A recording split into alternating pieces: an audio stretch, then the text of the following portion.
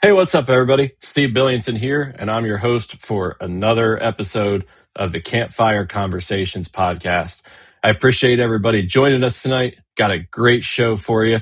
But before I bring on my guest, I just want to tell you that this show is brought to you by Trash Panda Decals. Trash Panda Decals makes the best tin tags on the market. There's really no question they are the best. You can find them at tintags.com. And without further ado, I'm going to bring my guest on. We've got Thad Moody with us tonight of Thad Moody Outdoors. How's it going, buddy?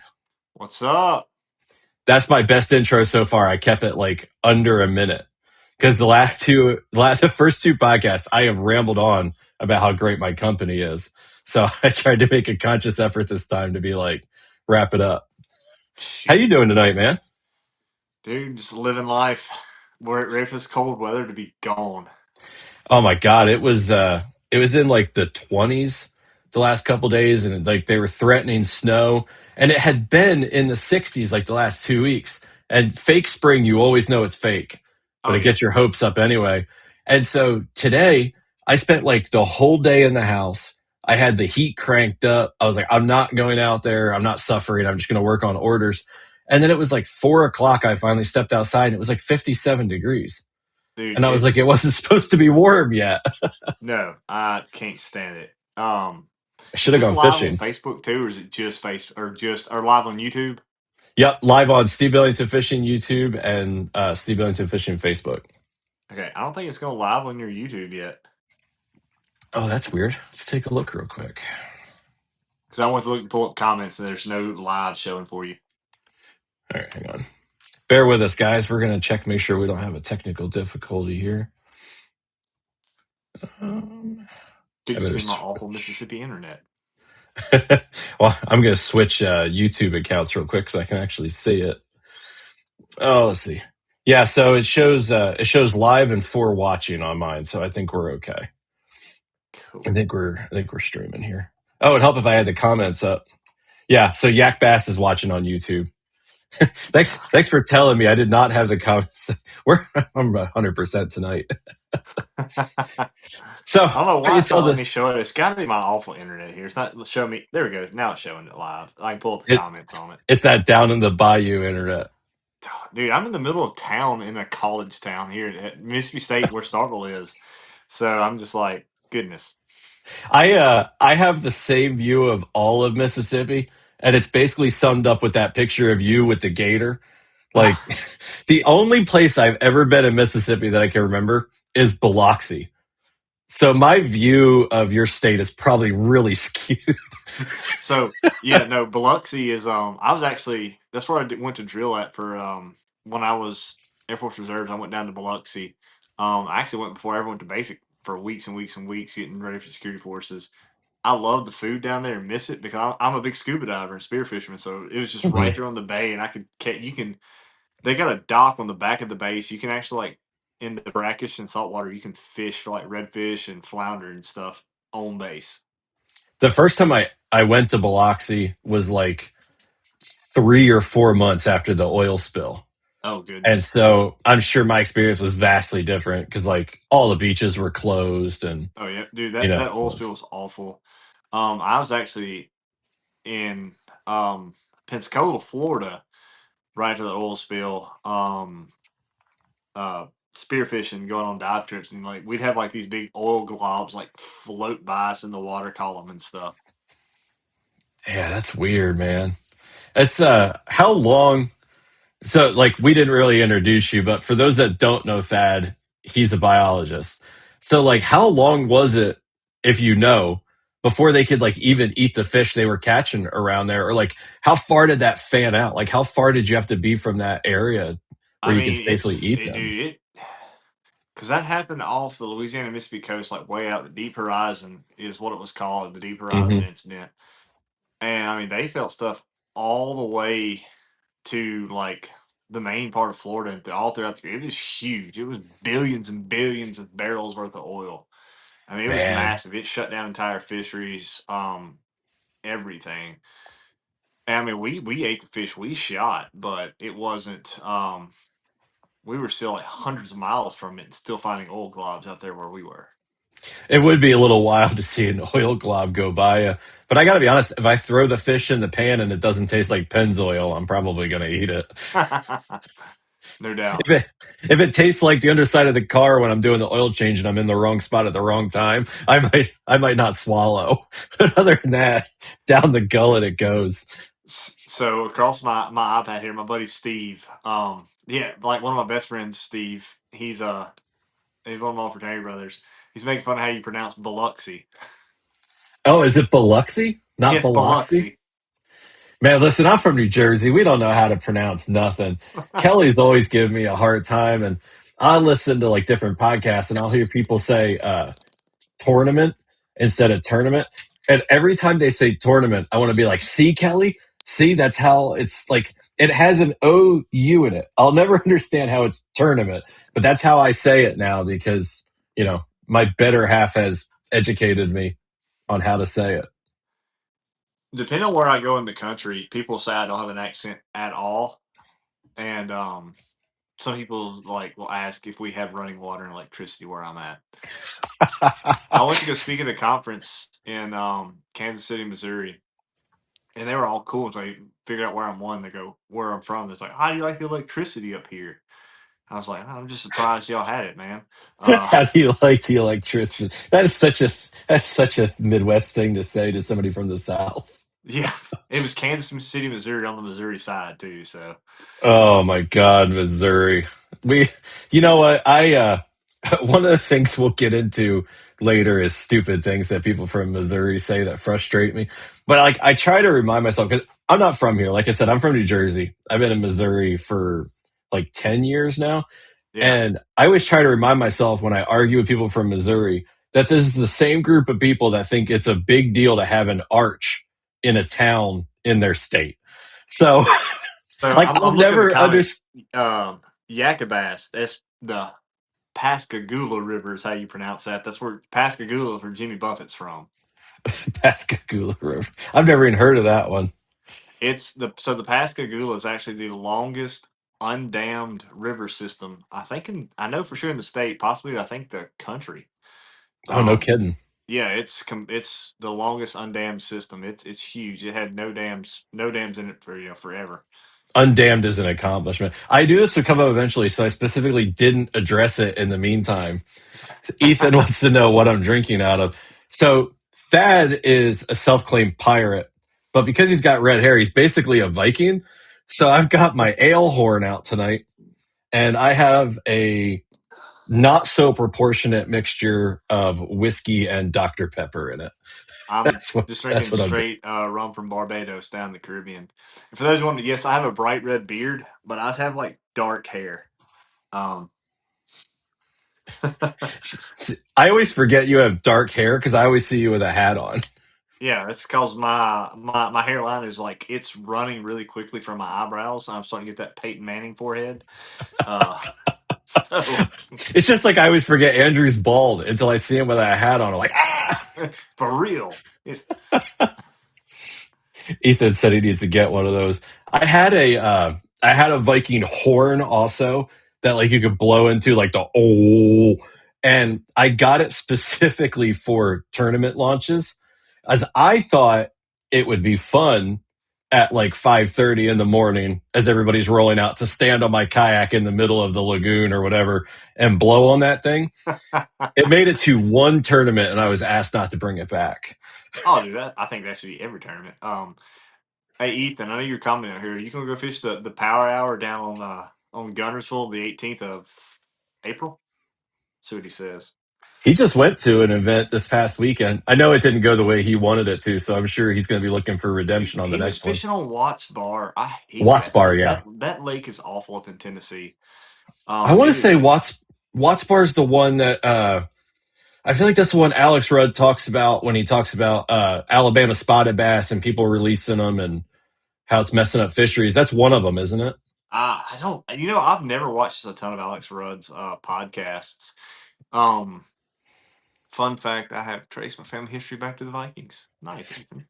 I believe he's a Viking. I could see that. Dude, I could too. I've met him in person. He's cool. I met him down at actually the Power Hour in Gunnersville last year. He's real cool. He's going to be on one of the episodes coming up in Oh, the future nice. here. Yeah, it's going to be a good time. So intro, we didn't get to do that. So for those of you who don't know me, my name is Thad Moody. I've got a bachelor's degree in wildlife, fisheries, and aquaculture biology. I've got a master's degree in conservation biology, and I actually did my defense on youth involvement and participation in sport fishing and how it affects. So basically, how having a younger generation come up filling the gaps where the older generations left off, and what's that's done to our fisheries. Which, yeah, your work with the kids is, man, like every time you mention that, I think of Charlie, like immediately.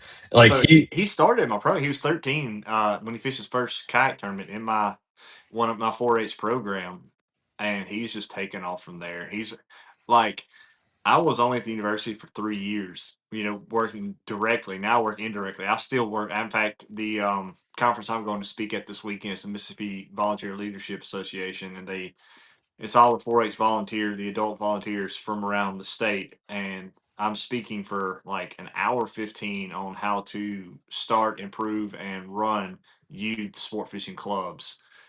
mhm. So I'm still doing that, even though I no longer work with the university directly. I'm still coming back as as a spokesperson and trying to help grow our programs here because they are next. Without them, without this next generation, and I can't stand gatekeeping. Like a bunch of Mhm. these old heads who come back, and even like guys my age, a little bit older, like, oh, we don't. There's too many people. There's too many kids. Well, yeah, without them, I mean, the sport and fishery is going to die. And when bills come up to reduce our hunting rights, reduce our fishing rights, reduce a bunch of conservation efforts, we got to have that young generation voting to keep them. So if you try to keep them out of it, they're not going to care and they're not going to vote. I've never understood that position of like there's too many kids. Like how could there possibly be like everybody's so comfortable with I hate using the word, but like the status quo. So like Yeah. your average middle-aged guy like me who gets in his boat or kayak and goes out and fishes, he's happy that he can go out and fish and he can catch crappie and fry them up or catfish or bass, whatever. But then they're the same people who will be like, there's too many kids or we don't want kids involved. Like, who do they think that we're building all this for? Like, when you look at the conservation model and all of that, like as somebody who listens to Meat Eater a lot, I think I probably hear more of it than I would if I didn't. But like hunting and fishing and stuff is constantly under attack from people that don't participate in it, don't understand it, and like it's going to be the kids that fight that fight like when we're gone. So it's so selfish to be like, I don't want kids in it or there's too many kids because it's our lake, our woods, whatever, for like a period of time. But it doesn't belong to us. Like we're just renting it until the next generation takes over. Oh yeah, that's Doug Duran right there. Um, That's who said. I like as yeah, I was saying it, I knew that came from Meat Eater, and somebody yeah. had said it. It's Doug Duran. Yeah, what a Yeah, fascinating individual. I've talked to him quite a few times. He's a fantastic human being. He really is. So He's all about share the land and it's not ours. He's incredible. and I've got two prime examples of that, one on each end of the spectrum. On like of course you see the big bass I throw up, and people are like, "Well, where'd you catch them?" So, well, I caught them here. What does that comment say? Amen. Great kids job. Oh heck yeah. Um, but they're like, don't tell people where these bass are. We don't want people fishing here. There's too many kids and stuff. There's too many people out here already. Yada yada yada. I was like, dude, I'm gonna tell them where they are. It's not mine. Mhm. It's not yours. Public land belongs to everyone. And Yeah, there's definitely some spots where I just like go out of my way not to say where I am, but like it, it's everybody's. I'm not one of those people that's like, I don't want people here because it's my spot. I don't, there's some places I don't want people because it's just quiet. oh yeah, But like, I'm never going to be like, don't come here. It's my spot or lie to somebody if they directly ask me. I just sometimes don't advertise it. yeah. And I mean, I don't go my way to advertise where I'm catching them. But people ask me, I'll tell them, and I'll teach them Hmm. how to. And that's actually how I've got some of my sponsors. Is someone saw me catch a big bass during a tournament. They came their boat over to me, had their kid with them. I talked to them for a while, spoke to them. I took probably 20, 30 minutes out of my tournament time to talked to their kid and gave them some debates. In fact, it's when I caught that big 9-4 on that MRE underspin That's in how I Judgment came Day. to know who you were.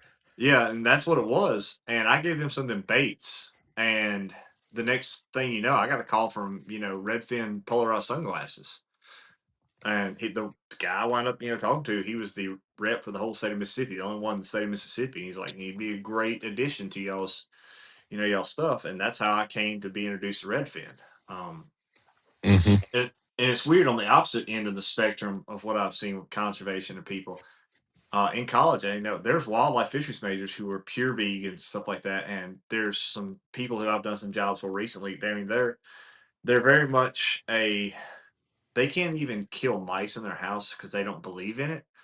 But I know, but they also know I hunt and fish. They ask me about it all the time. The conservation board of this is we can't do it, but we're glad there's people out there like you who do who carry on tradition, who keep the Hmm. population so like. So it's really weird to see hunting and fishing people who don't support getting more people out there, and then seeing the vegan people are like, "Oh, we're glad you're out there because we're not going to do it. Someone needs to."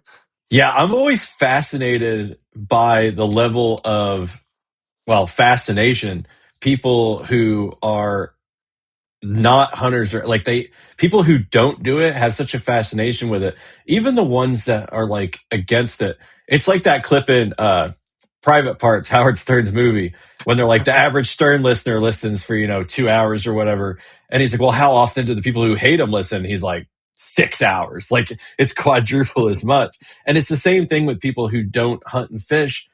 Even the ones that are opposed to it, like, there's the ones who are opposed to it to an extreme, who are just like, it should never happen, love all living things, whatever. But the large majority of people who don't hunt and fish still recognize that, like, it's a role that has to be played. They just don't have the constitution or desire or whatever to carry it out. Like, I stopped hunting 2 years ago, mostly just because I like to keep fishing, and I miss the hunting of it. And I'll tell you honestly, the thing that keeps me from doing it the most, I just don't feel like gutting the deer once I shoot it. I don't feel like turning the squirrels inside out once I shoot them. But like, I'm going to do it more this year because I miss having all that meat in the freezer. Oh yeah, So so I'm gonna ninety do percent it. of the 90% of the time I do my own processing, my jerky and everything like that. But every now and then I'll take the processors here. You can drop. They charge like a $30 skinning and gutting fee, but you can drop a whole deer off here, and they'll skin it, gut it, process it for you. Hmm. So Yak Bass said something that, like, on my list of things we'll talk about with biology stuff is personification. So I might be totally ignorant on this. So it's actually a really good question because you can speak to it more intelligently. But it's my understanding that, like, fish don't have the part of their brain that processes pain. So Is that they, true? they do have the part of the brain that processes pain. What they don't have in some areas is the nerve endings that process it so much. So, like they're doing a lot of research, like hooks in the mouth and stuff like that. Just like you can grab that piece of skin right there, it's called the weenus, right here, and you can squeeze it, you can grab it, you can do it, and you feel very little pain compared to if you did it up here or right there. It's just the way the nerve endings are developed, and a lot of the study goes into that, showing it doesn't affect as much in their mouth. They don't feel the pain as much. They feel pressure, kind of like we do with under anesthesia, but not as much pain. Now, if you hook them in the back or something like that, or in the throat, deep throat, something like that, yeah, they're going to feel pain, but it's not going to be Hmm. nearly the same as like in the mouth. They don't. It's thin, not it's thin webbing tissue, so it's not nearly as it is versus in their backs or their bellies or deep throats like that. That makes sense. For the audio listeners, I didn't set that up so great. So what Yak Bass said is, how would you like a hook in your lip? And that's what led me into the, like, do they feel pain? And for the record, when Thad was grabbing his weenus, that was the skin on his elbow. It was not what some of the audio Yeah. listeners might have been So picturing. I forget you're it's not it goes on Spotify and stuff. So your weenus is the at the end of your elbow, that hunk of skin and area right there. That's called a weenus. That is And not what I thought the weenus was. yeah, no, it's right here on your elbow. And it's funny because for some reason my buddy cannot comment. I don't know why. Steve, um, my buddy Steve, not the host Steve. Go on Steve Billington Fishing YouTube. You can comment on there. He's like, he told me to say deep throat again. You know, never mind. Yeah, but so on the list of like biology stuff, I wrote personification because I think all hunters and anglers do this. I think the correct word is anthropomorphizing, however the heck you say that. But like, I think all outdoorsmen do this, and it makes me chuckle a little bit. People love to give human viewpoint to the fish, especially bass.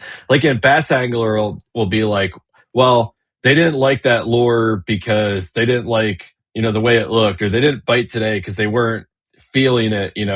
Mama bass didn't give them any last night. Like, there's just all these different things that humans like to give reasons why the fish didn't bite. When I think a lot of the times, I mean, they're just fish. Like, I Yeah. think that we just put way too much human trait on the fish. So from like a So biology standpoint, do you find that to be true, or do you think there's a lot of overlap there? so that's anthropomorphication. I think that's how it's pronounced. And yeah, that's him. He figured it Yeah, out. we found them. Yeah. Um, yes and no. Because I'll look at it as like, if I was a fish, would I eat this? But again, I have a different viewpoint just, from my background from studying animals and stuff like that. I have a different background than some, so I have a different mindset and viewpoint. And yes and no, I believe it because some of the stuff I've seen, these baits and stuff like that, looks like nothing biological. It looks like no food prey, really. You mean like that Zoom one with all the stuff coming off of it?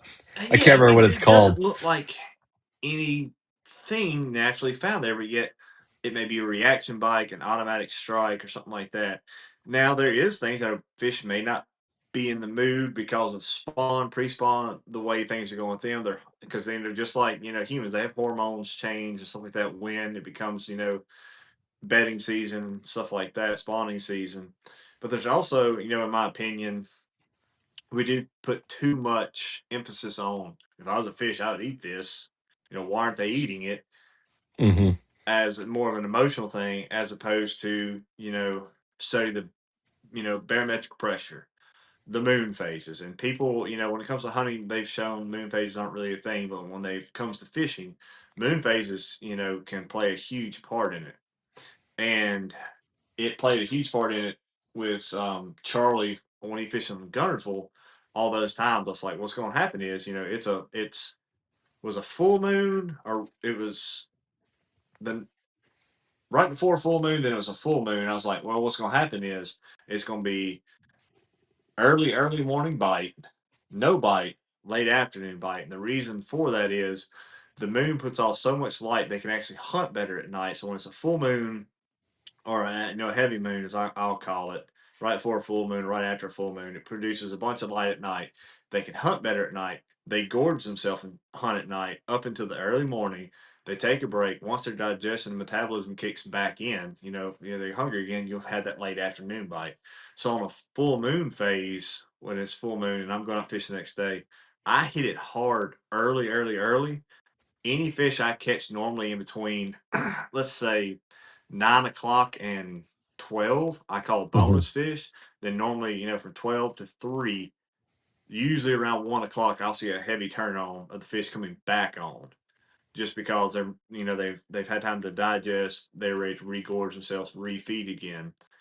So you'll see that on full moons and fuller moons because they Do you hunt at find night. that do you find that that full moon pattern gets disrupted? Like, let's say you have a full moon, but then you got cloud cover all night. Does it disrupt it, or is there something else about the full moon? Like, because when I see full moon, I think of law enforcement, and there's just something about it Oh that speaks God. to the tweakers, man. Like, It was the same whether thing you're, when I was a high school teacher. Dude, it's like there's a full moon tonight, everyone's acting crazy, and they've actually it proven messes that. with people, It's so it makes yeah, that's a you thing. I you know makes you wonder what else draws them other than just the light. I think it honestly is just the light. I think that when there's heavy cloud cover or stuff like that, I don't think they're nearly as active because as the cloud cover stays into the morning and later, up until like even 10 or 12 o'clock was heavy cloud cover. I've always seen a good bite, even on full moon nights, as Hmm. long as there was consistent cloud cover. Now it was back and forth, sparse, some here, some there. I don't think the cloud really affect them, but if it's a full cloud coverage night, I think it has, it does change the pattern. The if I remember correctly, the moon study where the biologist found it didn't affect deer. I think that was a buddy of yours that did that study. But I found it because he was on Meat Eater talking about that study, and I thought it was so fascinating. And all I could think the whole time was whitetail hunters they're all tuning out. Like none of them are listening. Like they so badly. It comes down to that same kind of thing. Like they've always believed it to be true. So the scientist must not know what he's talking about because he's saying it's not true. But he proved pretty definitively that the moon didn't have jack to do with what those deer were doing. And if I remember right, I think that was one of my former professors, Dr. Damaris. They call him the That deer sounds right. doctor. Yeah, Yeah, Damaris sounds right. yeah, that was he ran the deer lab here at MSU, and I actually did some research up under him. Super nice guy, super smart guy. But I mean, science is science and proof is proof. And Yeah. I know that a lot of stuff data can be manipulated how either side wants stuff, and politics use science and stuff. But when it comes to conservation, normally there's science is showing that proof is proof, and it's pretty accurate. Yeah, people this is part of what we were going to get into tonight anyway, so I'll segue into it now. People get a little too anecdotal, I think is the word. So, like, I lived in a bunch of different states. This has been sending me on a tangent for weeks now. So, I lived in a bunch of different states.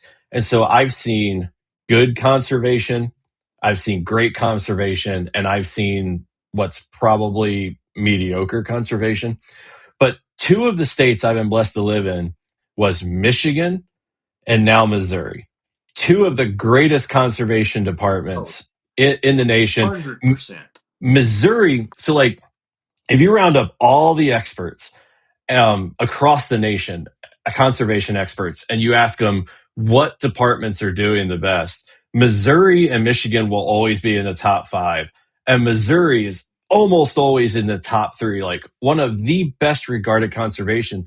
So, like, I lose my mind on social media.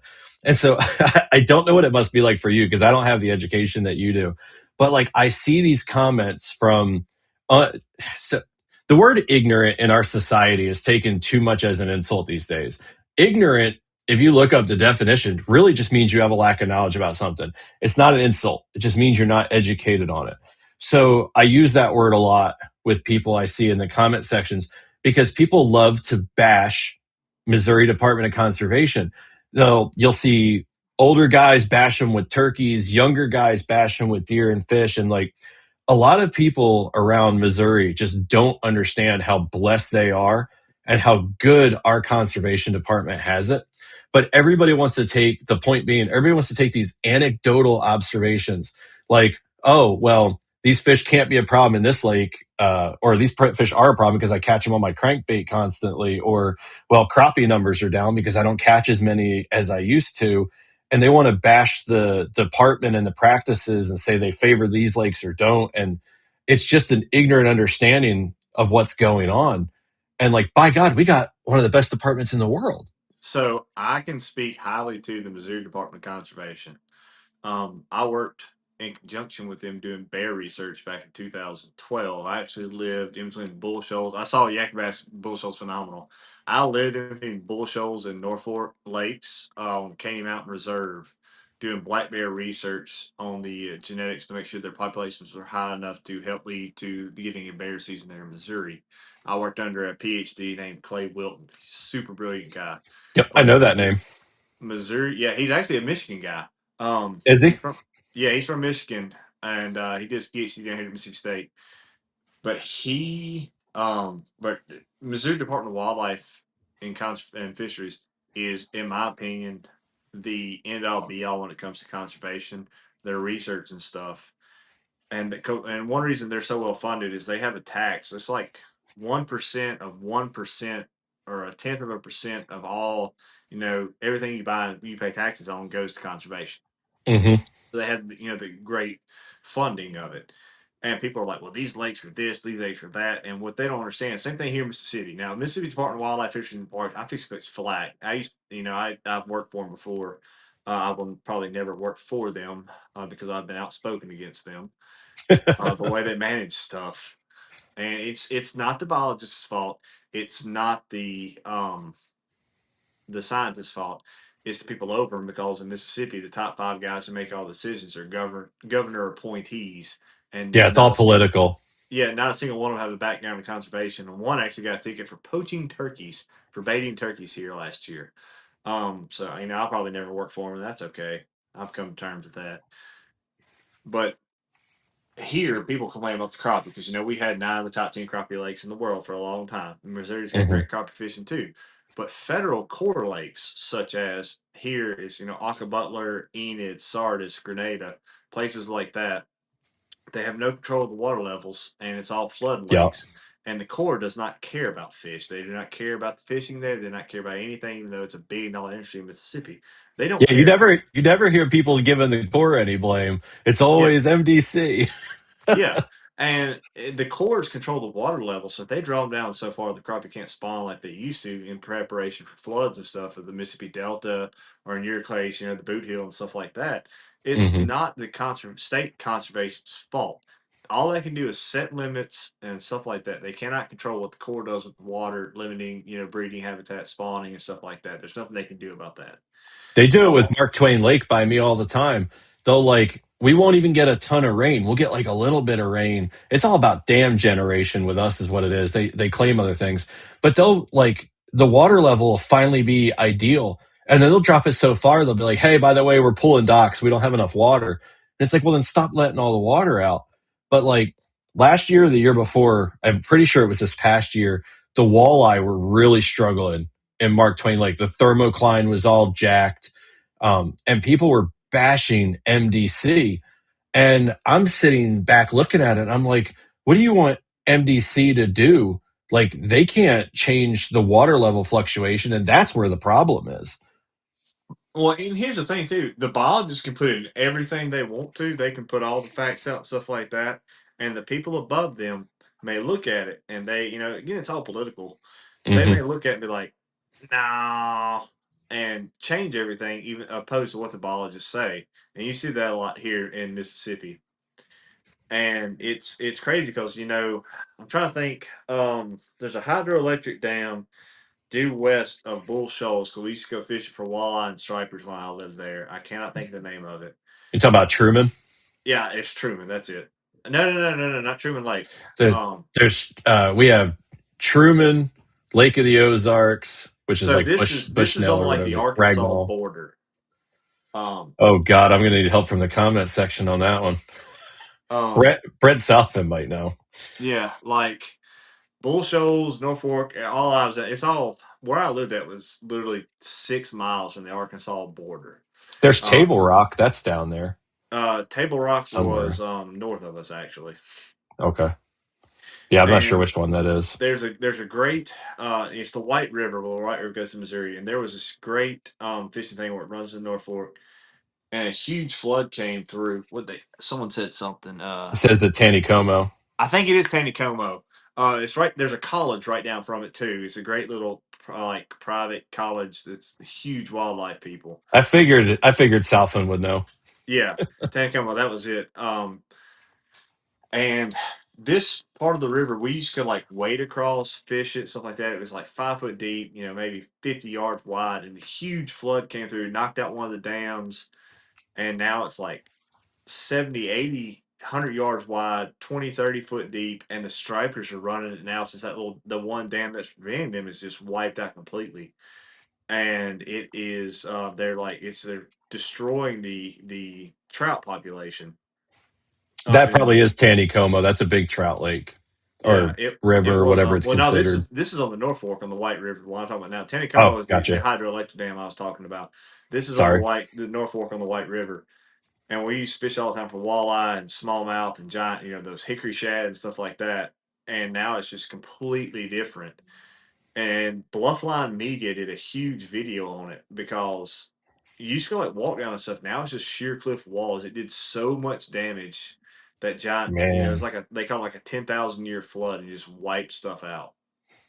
And there's no putting that genie back in the bottle. Oh no, it's not at Like all. look at what we've done to some of these like in the Northwest, the dams and stuff have created these problems for the salmon runs and stuff.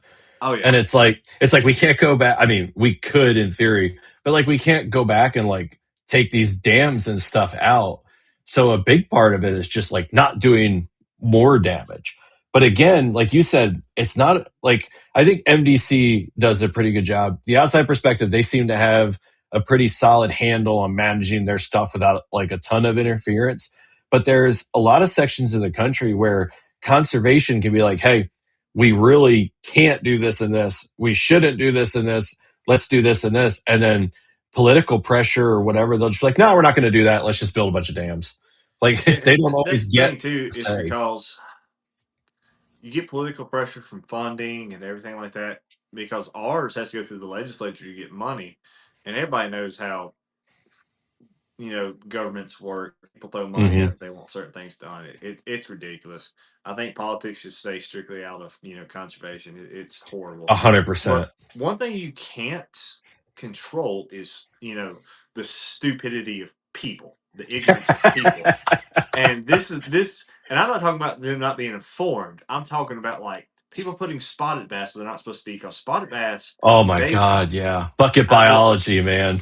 dude, spotted bass, they can mate with largemouth, they can mate with smallmouth, they can mate with shoal bass, and 3 or 4 Mm-hmm. generations, that mean mouth or whatever would just be a pure spot again. It's their genes just overpower everything. They can wherever they go, they take over everything. Yeah, they're a dominating force. Like the bucket biology is the worst. Like Oh Alabama spotted bass, hogs, and then the worst part is like hogs are a good example of it, but it applies to the fish too.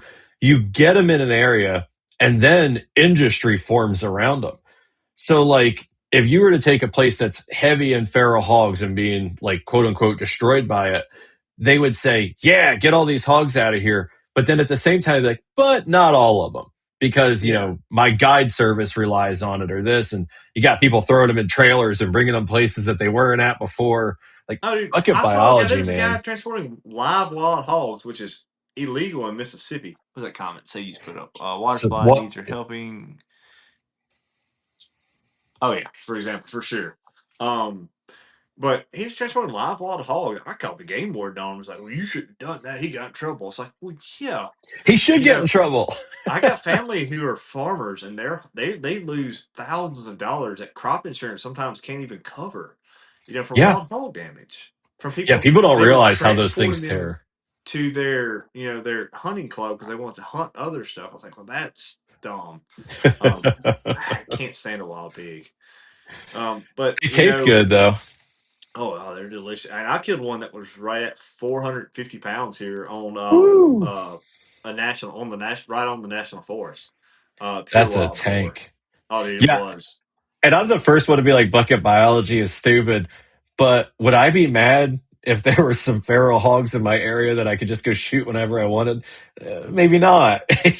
So like I get it, but man, you can't move wildlife like that. Yeah, And the Alabama spotted bass are just becoming an epidemic. They're oh, they worse than are. the carp at And this point. as far as like wild hogs, I've actually had them like come in the river after me. I've had friends chase up trees by wild hogs off fishing. I carry a Glock 20, which is a 10 mil, with me when I go fishing the river here, because of wild pigs. I mean, I carry my 9 millimeter mostly because of Cletus, but Oh yeah, the I would dude, carry I for the feel big. that. We were talking that day, and the guys at one of the lakes I fish here, the old trailer park pharmacists, as I like to refer to them, tried to steal my rims and tires off my truck.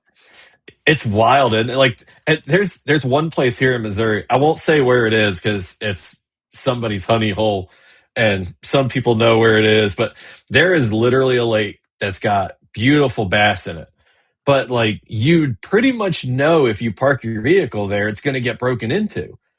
Like So it's constant. It's like every day. So like I we don't go there. we were fishing a kayak tournament on one of our major lakes here. It's actually a St. Jude tournament, and in the main damn parking lot that had the headquarters, the core headquarters in it, they caught people stealing catalytic converters out from under people's cars, and we were launching like on this old dirt road that went into it because it was an anywhere public launch.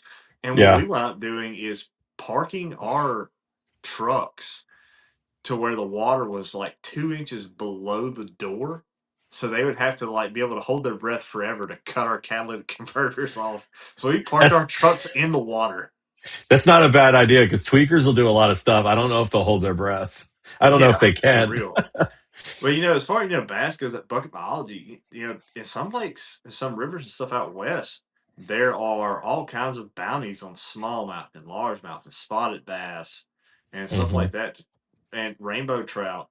People talk about all our native trout species. There's a few. I think it's the brown trout's not a native anywhere in America. It's from Germany.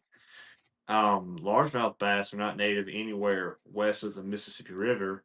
Neither are It spotted always blows bass. people's mind. People don't Yes. realize what their native range used to be. Yeah, smallmouth and spotted bass, I believe, are also not native west of the Mississippi. I don't think any black bass species really is native west of the Mississippi. No, they're all. Do they still consider that? Like, I guess they don't ever call them it, but they are technically invasive on that side of the river. Yeah, But I no, don't think they invasive. So look at them you that way. have, there's different categories of invasive people talk about. There's, native invasives and they're non-native invasives. Largemouth has to be a native invasive for a large part of it because you've got the north. Technically, Mississippi is supposed to have was predominated by the northern strain largemouth, even though Hmm. we're right on the edge of the Florida strain line, if I remember looking at all that correctly. But we have a ton of lakes up here with Florida strain, and then of course you go to F1s and tiger bass and all that. But there's so many different variations they found of of bass species, like the different types of shell bass, the Alabama bass, the spotted different types of spotted bass. There's Kentucky spotted bass, Tennessee, Alabama spotted bass, Hmm. Florida strain bass, Florida largemouth, northern largemouth, variations of spots, variations of smallmouth. There's They all all kinds they of all shit. look like large and smallmouth to me. And, and there's subtle ways to tell them all apart. Your average fisherman, your average person, doesn't know how. They'll hold something. Was like, oh, I caught this. That's a spotted bass. Well, how do you know? It's like, well, I can tell by the gill structures, or you rub the tongue. There's the tooth patch on the tongue, which Yeah, every now and sometimes then, you'll see me out there like this, like, and just trying to see if the tongue is smooth or not. yeah, poor bass getting his mouth Sometimes you done. got to violate them a little. My buddy Trey says you got to squeeze the butthole like when you're in a tournament. He swears it's like an extra quarter of an inch if you just like you don't have to stick anything in there, but he just I think he learned it in prison and it just helps him get that out. You But do he whatever said makes him feel better. yeah, he just says you massage that butthole and gives you an extra quarter inch. And he Wow. wonders why he has a hard time keeping their mouths closed. It's because he's And they're pushing going, on their ah. butthole. But like you mentioned like a smallmouth having a bounty out west. I can't imagine how hard it must be for bass anglers to actually like dispatch them because we have the problem here. There it's like a cult thing like the smallies, but we have a huge problem here in Missouri where the DNR wants you to kill the snakeheads, like on site kill them. And our problem isn't people being like, no, love the snakeheads. Our problem is people are like, well, I didn't kill it because it's a bowfin, or don't kill that, it's a bowfin. And you've got people dispatching bowfin thinking they're Snakeheads. snakeheads, and you got more people releasing snakeheads thinking they're bowfin. And then you got the guys releasing snakeheads because they want snakeheads because they think that's a good idea. They don't realize how many fish cakes they're missing out on. Dude, snakehead I've heard is so good. And here's the thing about So good. snakeheads up north, and even in Florida, all the research I've seen, and especially like in the Maryland area, where I entered them from, and the Chesapeake Bay area, and all those, and even Jersey and stuff. You have these snakeheads that they're like, oh, they're going to wipe out the bass population. The bass population has, if you look at statistics and you look at size and length and stuff like that, it has drastically helped the largemouth population, which is an invasive species as well. In a Uh lot huh. of places, you find snakehead, largemouth bass. Well, snakehead invasive, so are your bass. You know, Yeah, people and don't want to hear that. The yeah, almighty bass can't be questioned. exactly. Yeah, automated bass can't be questioned. You know, I love largemouth bass. I have made a living at points in my life off of largemouth bass, management ponds, fishing, stuff like that. I love bass. I do. And you see, just like that Damien Towel, that giant, almost 19-pound bass caught in California. Those bass That aren't thing supposed was to be there. wild. It was, but like the California pike minnows and stuff like that were native to the bass is pretty much wiped out in some places. And there's some places the pike minnow is not supposed to be anymore. It got bucket biology over and it's wiping out native Hmm. species. All kinds of trout out there. The rainbows and the browns and the brooks and stuff are wiping out the cutthroats. And then the steelheads, the pelagic steelheads, or not pelagic, but the ones that go from salt to freshwater steelheads, and migratory Yep. steelheads. So you have your trout guys who are hardcore, your bass guys who are hardcore, your smallie guys, your largemouth guys, your spotted bass guys, your snakehead people, all hardcore, and they don't realize that none of those fish are probably supposed to be in the areas for what you're catching. Now, I'm sorry. If you want Well, such like they're not naturally here, well, if you could snap your fingers and put all the fish species back naturally in America where they're supposed to be, Bassmaster MLF would never leave the southeast.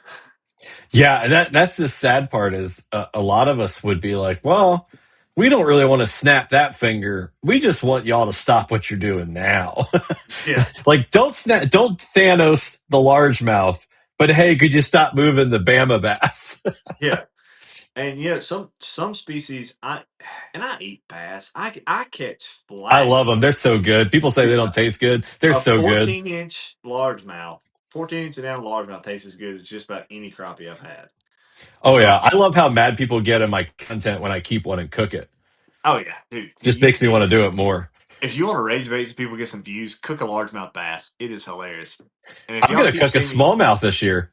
oh yeah, no, that'll get you a death threat, man. So last year, I really made some people mad. I took a smallmouth. It was like a 13 or 14 inch, and I told the camera I was keeping it and made it look like I threw it in the cooler. I released it and I put a largemouth in the cooler, and I just cut the video to be like pan frying that thing. People were so mad, and I was like, guys, I didn't keep the smallie. Like I get it. I've got the smallie bug. I love catching them. You have to harvest some bass, Oh yeah, like there has to be harvest, but maybe not of the smallmouth. yeah. Small ass just takes forever to grow. They really do, and they Yeah, like don't. that 20 and a half I caught, we figured that thing was what, like probably 19, 20 years old. It's probably 15 plus years old easily. Yeah. And the people who are watching out there in YouTube land and Facebook land, y'all keep seeing me adjust. I have a new camera set up, so mount, and I'm trying to figure it out as we go. I've adjusted mine like 10 times. I also keep kicking the desk and then it shakes like there's a Missouri earthquake going on. So we're not very professional here on the podcast. We drink and we mess up our camera angles. That's what we do. But it's so weird, being in the position I'm in, especially since I've left. I don't work for a federal agency anymore. I don't work for a state agency anymore. I've It's actually kind of gone out. free and Dude, it is so freeing because when I work for, the university or when I work for the feds or when I work for the state agency, I could not, even if the data showed that one thing, I could not speak out saying that was correct. I had to speak out and be in line with what the university said, what the state said, and what the Fed said, which a lot hmm of times are not. They all have three different opinions, and I can kind of say what I want to. And I've got some former colleagues of mine who would tell me, "It's like, hey, say this. We can't say it. Say this." I was like, "Okay, I'll say it." People yeah. don't want they don't want to know they found snakehead here in Mississippi multiple times now. I actually want to go try and catch some. They don't want to say this and that, and I mean I can say it. The worst that's going to happen is I lose a sponsor over it, and so be it. You know, I don't have a ton of sponsors anyway, and I fished before I had them and did well, and I fished after I have them. hmm And I mean, I have respect for every sponsor I have, every partnership I have, and there's not any I would really want to lose. But if it comes to the point where I can't speak scientific truth because it may go against what they believe or something like that. Even though it is, this pure scientific truth, as at that point, I'm not going to step in line anymore with that. The truth's the truth. Scientific data is data. Ethan's got a question. He said 18 inch is the limit here in Tennessee for smallmouth. How old is an 18 inch typically? I have an idea, but never really asked a biologist. Um, I've not done a ton of work with smallmouth on aging them. And a lot of it depends on where they are. Up north, they have a slower growing season compared to what we do here down south. And that has a lot to do with, weather, going to dormancy during the winters and stuff like that. We have a much larger growing season. That's why our largemouth are bigger. And technically, a lot of times our smallmouth are bigger. They're just not a dominant species here. Hmm. Yeah, I was guessing, Ethan, if you caught that in the area of Tennessee, for which I think I remember you are, that 18 Yeah. inch is probably pushing about 10 to 12 years old, if I just had to guess.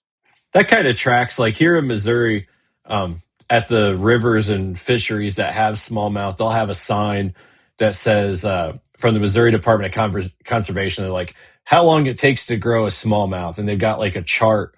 And for 18-inch, Missouri Department of Conservation says it takes about 10 plus years. So Yeah.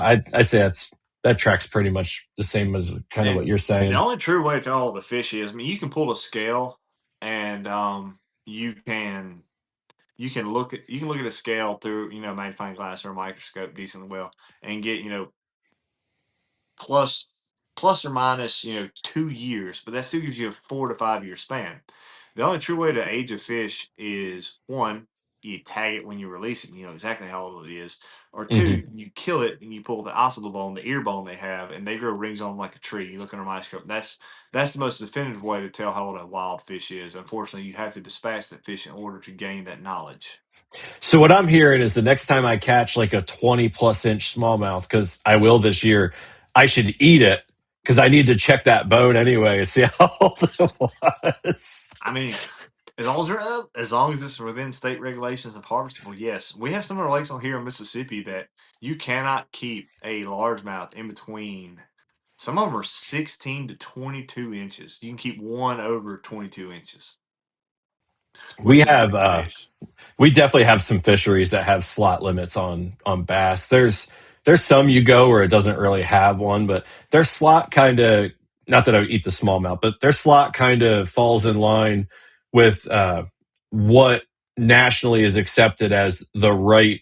Like it's usually somewhere in like the 13 to 15-inch range is kind of like, hey, if you're gonna keep one and eat it, this is what we want you to keep. Oh, Like they don't want, 100%. You because know, you got to cull some of them out to have, like, people don't understand. Everybody's like, let it go so it can grow, which is great, but you got to eat some of them or you're yeah, gonna like stun them. catch and release is the worst thing to ever happen to bass fishing. And here's why. Yeah, we went way too far. We were on one side and we've gone way too far the other direction. Yeah. So here's why catch and release out there in internet land. This is why catch and release has ruined bass fishing. And on the Kissimmee chain, you used to see a bunch of 10 pounders. You don't see it anymore. Hmm. California, it wasn't nothing to catching 17, 18 pound fish. You'd hear one every single year, a couple of them. You don't see it anymore. Here's why. Catch and release ruined it because that body of water has a finite biomass for which it can sustain. Hmm. That means only X amount of food can be produced, X amount of forage can be produced in that lake.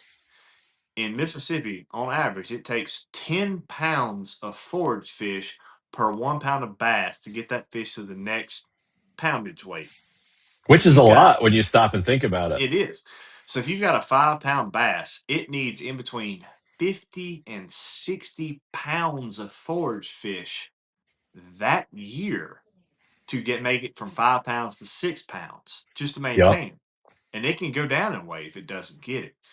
So if you have a 1 10 pound bass, you need 100 to 120 pounds of brim or shad in order to make it to that 11 pound mark. So if you've got 100 fish in there, all 1 pound, you need, let's say you have a 1 acre pond. You have 100 bass in there. In order to Hmm. get every one of those fish up to 2 pound mark, you need 200 pounds of forward fish. Or if you have one 10 pound bass, you need 110 pounds of forage fish. So if you take out a bunch of those smaller bass, you allow your larger bass to continue to grow and spawn out and spawn more. Now, if you're harvesting bass, I highly recommend don't harvest a ton in between, depending where you are.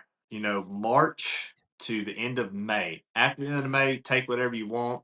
That ensures the Yep. spawn happens. A lot of your bucks, your male bass are smaller. Even the Lunker program in Texas, the largest male they've ever gotten was only 9 pounds, which is a monstrous male. Most of them stay 4 pounds and less. So if you're going to harvest fish, I'm all about it. I harvest bass all the time. I give them to people all the time to eat. There's families who need them. I will harvest a ton of fish and give it away. If you're going to harvest bass, harvest it harvest it before December and after May. That allows you to spawn the next Yep. generation to come up because they will self cannibalize too. Usually from like usually once you get in that summer slump, that's when I like to start keeping them. So usually from like June until the water freezes. Like I'm blessed. I get to fish a couple days a week, so I don't harvest a lot. But I'll go out, 2 or 3 days a week, and in the summer, I'll keep, 2 or 3 bass on one of those trips or over the course of those trips, and uh, I never keep any of the bass I submit to any of the events. So like kayak jacks event where you track your stuff all year. I probably have another 100 inches on there I never claimed simply because those ones made it to the frying pan. But I have like a couple of lakes that I fish all the time. And one of them I noticed a couple of years ago, quality of the bass started going down a little bit. And it's a particular lake where something happened to it, I don't know, 50 years ago or whatever it is. And so there's a lot of people that are paranoid to eat from that lake. You know how that like local lore just Oh kind of yeah, goes on and mercury on and level. on. And I will, as someone who's had mercury poisoning from eating too much fish and giving that too much fish was canned tuna, I kind of do feel that. Yeah, this one had I want to say it was like a septic leak or something like that. And it was a long time ago. And we call it infection lake in my friend circle because I fell in and cut up my leg pretty bad when my Hobie flipped over. And so when I got home, I showered like I normally would. And then I just dumped some peroxide down my leg, which is like my usual way of treating things.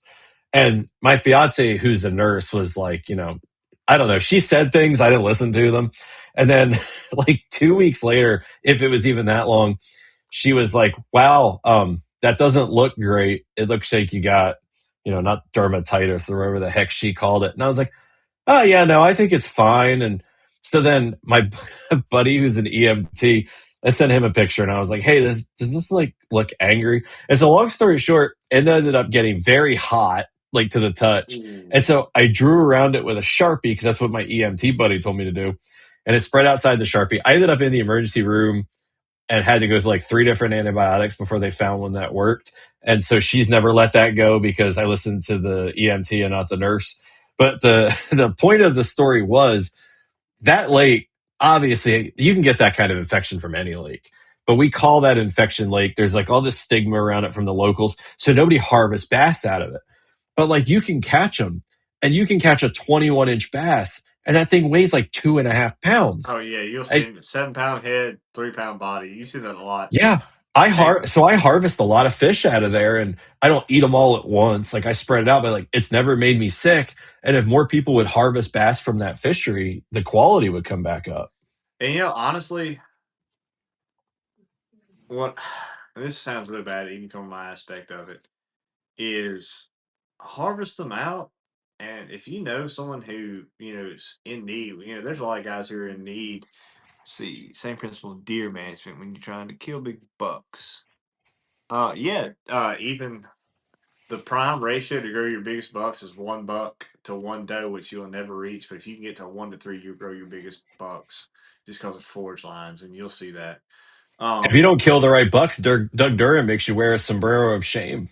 yeah, You ever see that's the true. He big does. hat? Um, but I'll harvest bass. I'll take a ton of bass, and even the old man or something like that, he don't want to clean. Like, I don't feel like cleaning them. I eat them, but I don't feel like cleaning. I'll clean them for them. I don't care. It's they're getting eaten and stuff like that. Man, people are missing out on how good a black bass is, like a largemouth, when you just gut it, scale it, and put it on a fire. Oh yeah, Treat it like a trout. It's yeah, so no good. doubt, no doubt. And what I do around here, when I was working for the extension service directly with MSU, and I was running the 4-H program here for the local counties, I would find the farmers I work with is like, well, my pond is super overpopulated. What I do is like, well, we can throw some rotenone in it, which kills a portion of it. We Hmm. can You can catch a bunch and throw in the bank and let them die, or you can let a bunch of kids come out here, catch a ton of your bass, let them do a clean and cook at home, or we cook them here, and that will solve both the problems of getting kids outdoors and your bass problem. And 9 out of 10 times, I got a when do you want to come? And nine Yep. and 10 out of 10 of those farmers, of those that I work with, those families, when we came, they were hospitable. Some of them even like grilled out. They went out of their own pocket, bought food, burgers, hot dogs, and stuff like that, and cooked out for the kids and their families. Because some of these, I would take Bring families the and fryer kids. down to the pond. Yeah, I would take these people out. Some of these inner city kids who's never experienced the outdoors. They'd catch their first fish. Their grandpa or grandma who fished forever. It's a way for them to bond, and they start fishing and stuff like that. There was probably 30 or 40 people I've watched catch their first fish through my program, which is an absolute thing for me. And I got grants and stuff. So once I got these families in, the kids didn't have a fishing pole or tackle box. They got a fishing pole, a tackle box, and all the basic necessities, and it was given That's to them. so cool, man. And I was able to get grant money and do stuff like that, which is fantastic. And one thing I will say about Mississippi Department of Wildlife and Parks, they have a grant system where you can do stuff like that, and it is fantastic. It's one of the good things they do, and I really appreciate that for them. And I was able to get them grants and help other counties and regions get those grants to start these programs to help grow these fisheries programs. And it was always fantastic for them to watch these people catch their first fish and everything like that. Especially you have a single mom or something like that wanting to bond with their kids or teach them, they didn't really know how. And I Yep. feel that because my mom taught me how to fish. I was Yep. raised pretty much by my mom for a majority of the first part of my life. And One of the even coolest podcasts I've ever seen was when you interviewed your mom. Oh yeah, dude. So I love my Such a mom. good My one. my mom grew up in a different time. They had to fish for food just to live. Um, the way she grew up, unfortunately, and I'm very blessed of how I am. I get to fish for fun, but I 100% attribute my love to the outdoors to my mom, and it's very special for me because me and her went through a lot. We lived with grandmas and stuff like that. And when we was trying to find a way, we met my stepdad, and it's always been a special thing for me. And my mom, she said one of the greatest days in her life was when I figured out how to bait my own hook and put line on my own rod because she hated putting worms and crickets on, but she did it because she knew I loved it and she wanted to experience the outdoors with me. And I love my mom for that. She inspired a ton of my passion for the outdoors. I got to, when I was older, she started back hunting again. I got to watch her kill some of her deer for the first time since she was a little kid and watch her Yeah. experience the outdoors and stuff like that. And I absolutely love it. And she takes I got a 3-year old, and her and my stepdad take my little boy fishing, one of the little small ponds that my brother in law and them have, and she does it with him, and it's so great, and she's one of the examples I used, and I'm getting a little bit emotional about it, thinking about it. But for these moms and stuff that come up, whether the husband be deployed overseas or something happening, it's a mom wanting to teach their kid the outdoors, to fish and the passion. And it's like, well, I just don't know if I can do it because, I'm a girl. It's like, no, my mom taught me how to fish, and you see where I am. I fish bass for some of the biggest scenes, and people Yeah, come to me and look at stuff. everything it created and Exactly. how much like of an inspiration that, because like a lot of the moms that come to you with the kids trying to get them to fish, they might really like literally be at like their wits end. Like they might Yeah. almost be bringing the kid to fish out of just like pure desperation. And what an inspiring thing to get there feeling like you can't do it and then find out like this whole program exists because a Oh yeah, mom took her son fishing. Like it's it's incredible, great. man. Um, and if there's any single parents out there or parents who don't know how to teach their kids fishing, the only thing, email me. I don't care if you're 30 states away. I've sent my 4-H program that I wrote here from Mississippi to Nebraska, to New York, and to some other states to help people learn stuff. And I've got some videos on my YouTube, just the basic how-tos, how to tie a knot, how to fillet a fish. Of course, I got my podcast, but I got some basic 4-H videos on there. And, I don't care if people never know who Thad Moody or Thad Moody Outdoors is.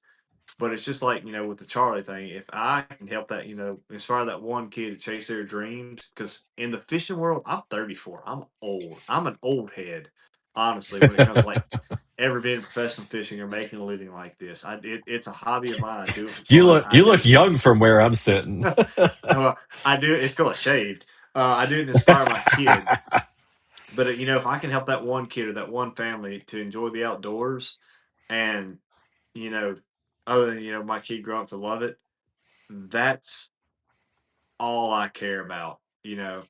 As long as that one kid goes out and is able to enjoy life or something like that, that's all I care about. Charlie's dad entered the chat. Oh yeah.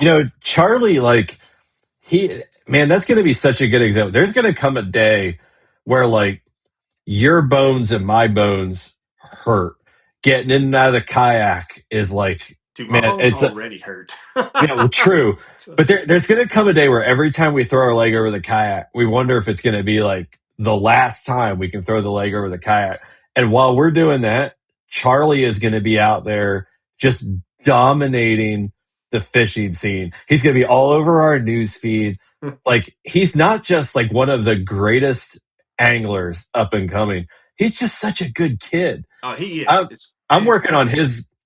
his custom identifier now. I started working on it right before the podcast, and just man, I love supporting that kid. And Oh yeah. again, it's like part of your program, you know. Well, and here's the thing: is my biggest hope in this world is um that one day there'll be a kid, like Charlie.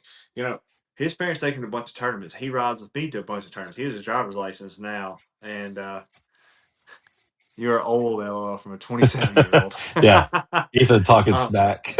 um, he's rode a bunch of tournaments, but I hope one day, when he's my age and there's a young up and coming kid who can't drive yet or something needs help like that, that he passes that on. And I believe he's the kind of person that will.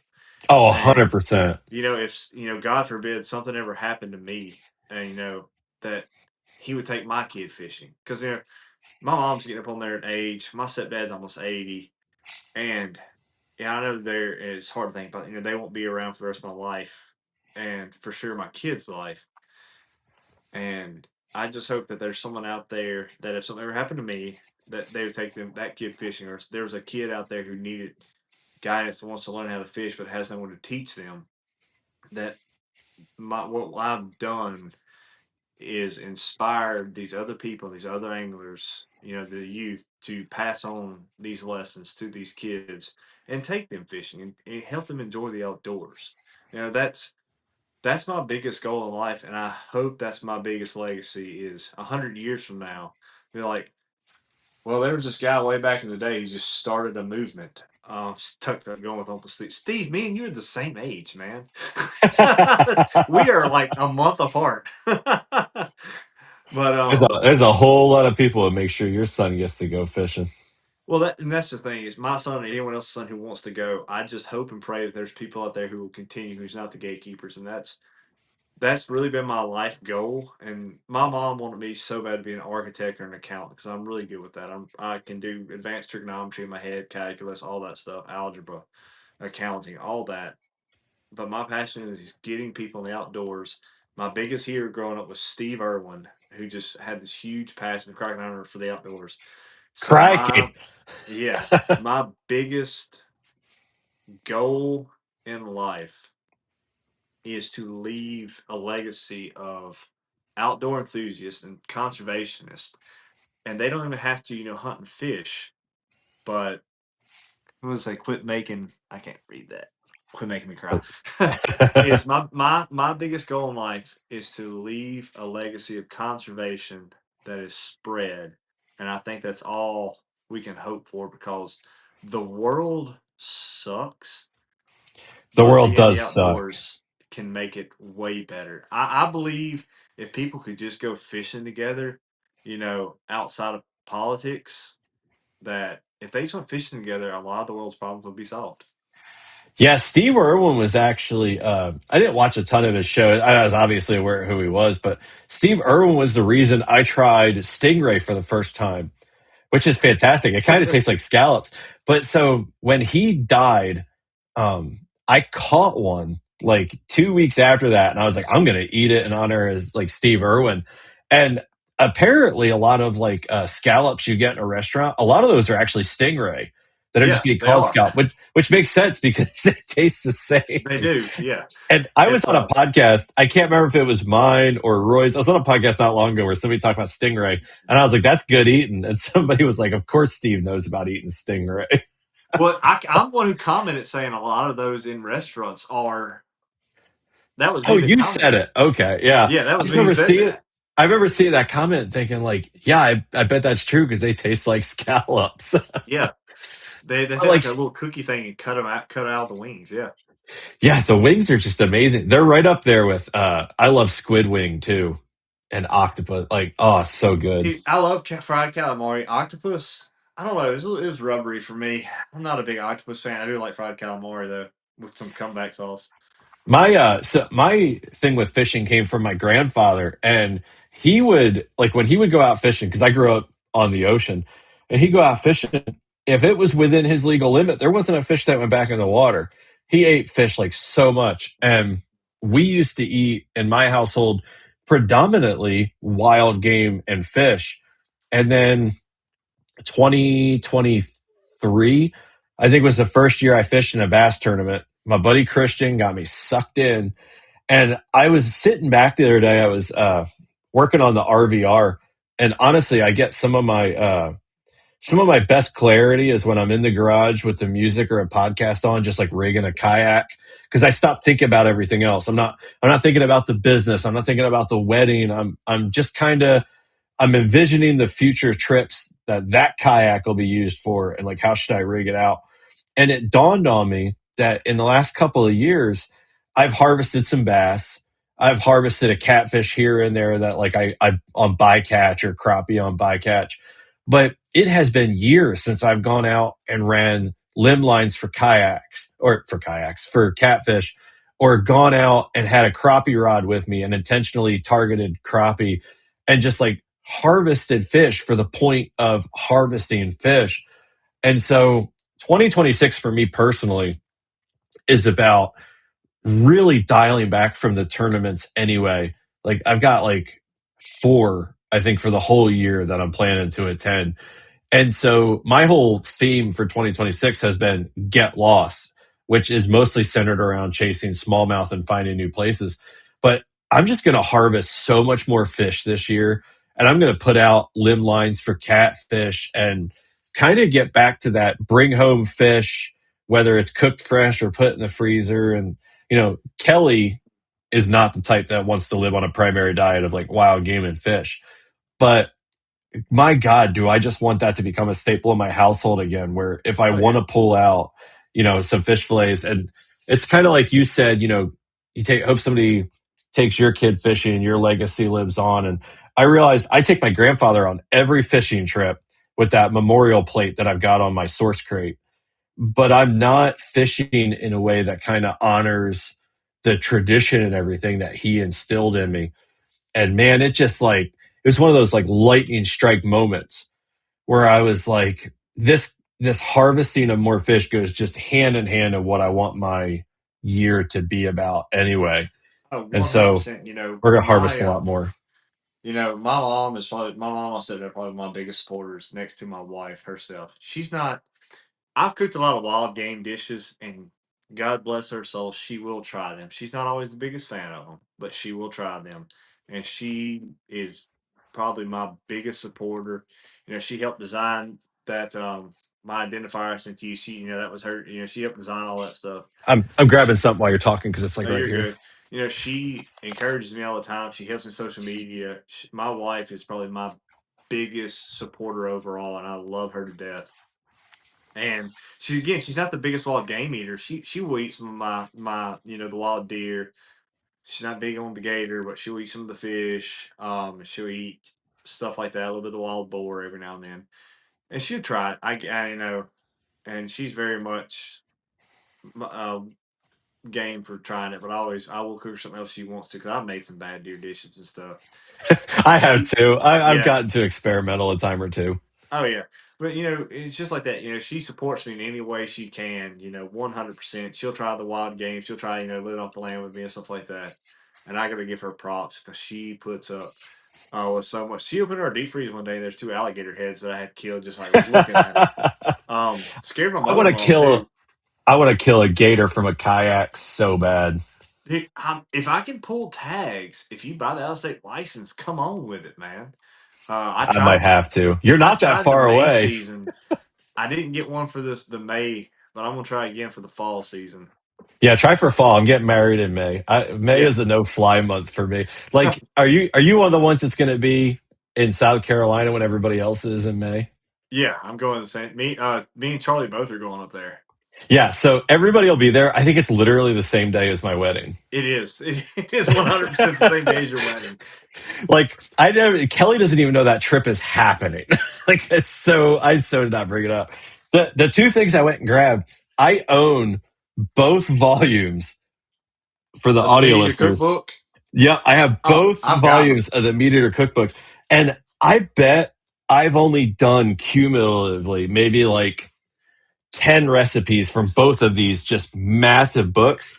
And I just bought the outdoor cooking book they have Oh yeah. because I love cooking over a campfire and they've just got some clever stuff. And they're like, man, 26 is so much about getting back to my roots, like floating down rivers, cooking over fires, If harvesting you can, I fish. think you can. I think you can harvest one in Missouri. If you ever catch an alligator gar, it has to be an alligator gar. It can't be a long nose, short nose, spotted gar. It has to be an alligator gar. The fillets you can make like a giant hush puppy called a gar ball. They're really good. They cook those down in Louisiana a lot, but it has to be an Boy, wouldn't alligator that be gar. fun to hook on a kayak? I'm gonna try chasing some here in Mississippi. There's a small, like a 300-acre lake that's got some 7 and 8. It's like some 6 and 7 footers. I was told by biologists in them. So I'm gonna go try to catch one of those in the kayak. We have we have a few, but there's a conservation area down south that's basically like a swamp that's got bowfin in it. So I'm kind of waiting till like late spring when we get one of those like heavy flood rains to go down there with some frogs from tactical fishing, some topwater stuff, and see if I can't catch my first bowfin. So if you want to eat a bowfin, they are delicious. That But meat just breaks down so fast. if you're going to cook a bowfin, you have to cook it within, I would say honestly, it needs to be in the grease or the smoker Yep. within 15 to 20 minutes of killing that fish. Yep, got to keep them alive as long as you can. So my general plan, because it's a bit of a drive, and like it'll stay alive in the cooler, but like you can't ever guarantee it'll stay alive till you get home. And then God forbid you get stopped by somebody who mistakes it for a snakehead. You can't transport those alive, or I misidentify a bowfin and it's actually a snakehead. So my general idea is to just try and catch them and take my I have a portable camping kit. I have multiple camping kits, but I have one specific to my kayak that I can cook in the kayak or on the bank, whatever. And I might just have to dispatch one and do some blackened Yeah, take a fillets little right Coleman there. stove with you or something. Yeah, or even if I cook them and then, toss them in the car fridge and take them home. But like you said, once you dispatch them, 15, 20 minutes, they turn to mush. Yeah, it tastes like Um, cotton when you eat them. the alternative is I know that Steve Renella's got a recipe for him. I know he does it, but Luke from Outdoor Boys, I've seen him do it. He likes to dispatch them, bleed them out, dispatch them, and then he just turns them into fish cakes. Yeah, that's He good puts the too. whole thing in the blender. Joe Cermele, he did the he does the Cut and Retime podcast, but he did he did a thing with Meteor for a while, him and Miles Nolte, but he also has a thing on YouTube. They do a lot of stuff too. Back it's when he was like the youngest ever, publications manager for Outdoor Life or Field and Stream or something like that too. But he got some great recipes for like bowfin and snakehead and stuff like that. I know who And you're talking about because he's definitely been on Meat Eater and the Outdoor Life. That I remember him being on there. yeah, he ran their fishing podcast, and then their Das Boat. He was like one of the head people for Das Boat and stuff like that for season two. Das Boat was such a cool, like, okay, if anybody listening or watching has never seen Das Boat, go to the Meat Eater YouTube channel and go watch that series. Basically, what they did is they took a boat and then it traveled around the country to different groups of anglers in their circle, and each person modified it like a different way to do something different with it. It was really cool, really awesome series. But Oh yeah, John G also said, I listen to Meat Eater podcast every day while fishing. Man, I have literally listened to every Meat Eater podcast there is, and every time I finish them, I start over because I swear to God, it doesn't matter how many times I listen to each episode or the trivia, I learn stuff every time. But there's this there's a way with Meat Eater that kind of like circles me back around the center because with my content, the business, life, you get off on all these like different tangents and things become like your passion of the moment. And Steve and Giannis and Brody, they all have this way of just like bringing you back to a neutral. It's probably one of the most underrated media like networks in the world. oh I yeah. just love those I'm a big guys. fan of Cal. I He love recently left. Cal. He recently left Meat Eater. He's head of that big conservation agency now. But BLM. yeah, I haven't honestly listened to Meat Eater in probably 6 or 7 months, just because I got so burnt out. But now that I'm working outside again a ton, I can listen to 3 or 4 podcasts a day. So I'm getting back Mhm. to listen to some of their stuff. The trivia. Me and my buddies had the circle group, and we'd see who always did the best in trivia. And I got multiple perfect games, but again, I have a background. What I always did horrible with was the cooking stuff. I horrible with the cooking part of that trivia. See, I do decent with the cooking. Like I typically fall right in line with the Shelby Index, which can sometimes be embarrassing. But like the cooking is usually where I do really well. It's the state park questions that always get me messed up. Yeah. And like one of them, I just listened to an older trivia episode, and it was what state park is the smallest? Like what state is it from? And it It's was like Missouri. 90. Yeah, it was like 90 acres. And I'm listening to this, and I'm like, man, it's got That's to hold be on. like, It's yeah, you'll figure it out. I won't tell you where it it's the is yet. arch, ain't it? It's the arch. Yeah. So they're going through it, and I'm like, it's got to be like New Jersey or Rhode Island, and I'm like, I don't think Rhode Island has any state parks. And I'm like, I'm going with New Jersey, and then they're like, St. Louis, Missouri. It's the arch, and I'm like, that stupid freaking arch. Yeah. Yeah, and Like, who knew that was a I state think park? it's the federal. It's like the smallest federal park or something like It that. is. And Steve made a very good point. He's like, how is that not a monument? And so, but what always gets me with the arch, and I think Brody said it, is he's like, everybody makes a big deal of you have to go in the arch. You got to take the elevator ride to the top. And he's like, but then you get to the top, and what you can see is Western Illinois, St. Louis, and industrial buildings. Woo. Well, It's see, like, I it's like so going down to true. the museum in the bottom. There's a huge, like, the Western Museum and stuff in the bottom of it. I've never been in there. I have Yeah, been to St. Louis plenty of times, and I have been on the walk that's kind yeah. of like The not river right walk. under it. Yeah, Yeah. but I've never actually been to So the there's art. like a huge Western Museum up there, like full stuff, buffaloes, bears, everything. It's really cool. Missouri has two. They got that one, and then this is gonna sound really cliche, but the giant Bass Pro Museum, like outdoor museum in Springfield, Missouri. Is that the pyramid? No, the pyramids in Memphis.